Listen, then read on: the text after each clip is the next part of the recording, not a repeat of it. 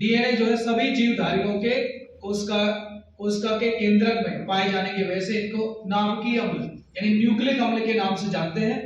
इनकी दो कड़ियां हैं, एक डीएनए और एक आरएनए। डीएनए में पाई जाती है डीऑक्सीराइबोस शर्करा, दोनों में पेंटोस शर्करा होती है, आरएनए में होती है राइबोस शर्करा, जिसकी वजह से इनके नाम चेंज हो जाते हैं। डीएनए एक जीन्स होता है एक तरह का, जो कि आनुवंशिक लक्षणों के लिए उत्तरदायी होता है, यानी यह हमारे शरीर में पीढ़ी दर पीढ़ी लक्षणों के लिए संग्रहण करता है। इसकी वजह से पिता पुत्र की पहचान, एक व्यक्ति का दूसरे व्यक्ति से डीएनए मिलान से बाढ़ में मारे गए लोगों की पहचान कर सकते हैं। तो कुछ इस प्रकार से इसका निर्माण होता है।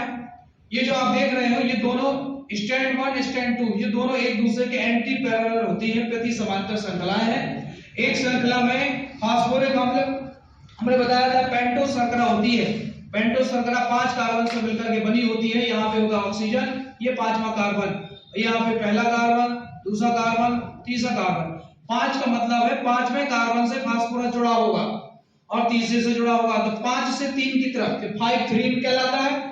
इस साइड जो बनी, ये दूसरा स्टैंड बना हुआ है, इसमें उल्टी शर्करा बनी होगी। आप चित्र देखिएगा, जो मैंने पूर्व में पढ़ाया है, तो उसमें उल्टी श्रृंखला होगी। उसमें जो आपके फास्फोरिक अम्ल के यानी फास्फोरस है वो चालू होंगे 3rd कार्बन से, फिर इसको 3 to 5 कहते हैं।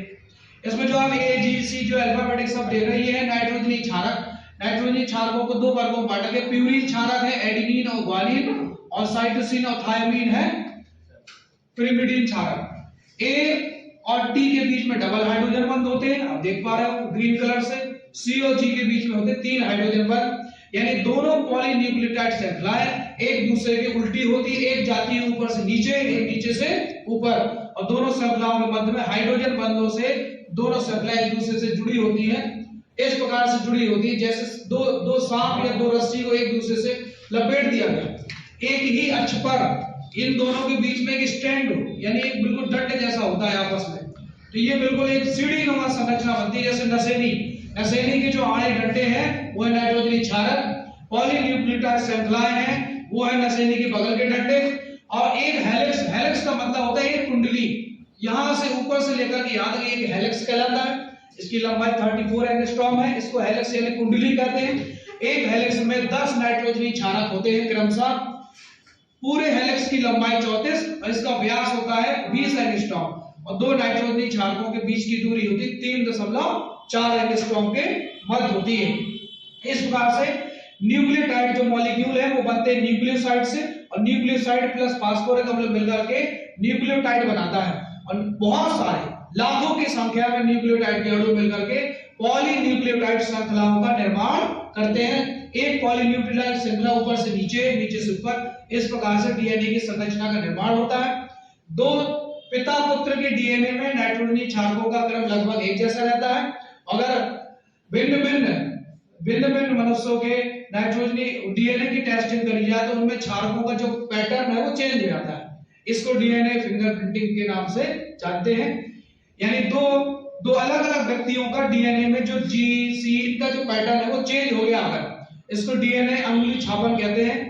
इससे 2 व्यक्तियों के डीएनए की पहचान हो सकती है कि यह जो लड़का है इसकी संतान है, यानी पिता पुत्र की पहचान। बाढ़ में मारे गए लोगों की डीएनए टेस्टिंग कर लेते हैं, जैसे पिता का डीएनए टेस्ट कर लिया, जो बाढ़ में जो डेड बॉडी मिली उसका टेस्टिंग आएगा, दोनों व्यक्तियों को डीएनए मिल जाता है, तो इस घटना को डीएनए फिंगर प्रिंटिंग कहते हैं। बलात्कारी पुरुष ने किसी लड़की का बलात्कार किया है, उससे भी डीएनए से पता लगाया जा सकता है। दूसरा इसका घटक होता है आरएनए। आरएनए एक प्रकार से डीएनए का एजेंट है। आरएनए में होता है राइबोन्यूक्लिक एसिड, उसमें राइबोस शर्करा होती है। राइबोस शर्करा में 2nd कार्बन पे OH लगा होता है, हमने बताया था पूर्व में आपको, ठीक है। आरएनए 3 प्रकार का होता है, टीआरएनए, एमआरएनए और ट्रांसफर आरएनए, मैसेंजर आरएनए और राइबोसोमल आरएनए। 3 प्रकार के आरएनए जो है प्रोटीन निर्माण, एमिनो अम्लों के वाहक में काम करते हैं।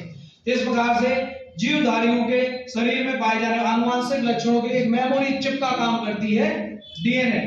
Thank you. अगला वीडियो देखने के लिए बने रहे आरके केमिस्ट्री क्लासेस।